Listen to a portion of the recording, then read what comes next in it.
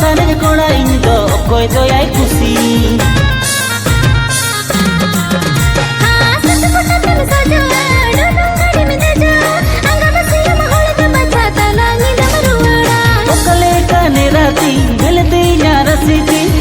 सारे कोड़ा इन दो कोई तो आई खुशी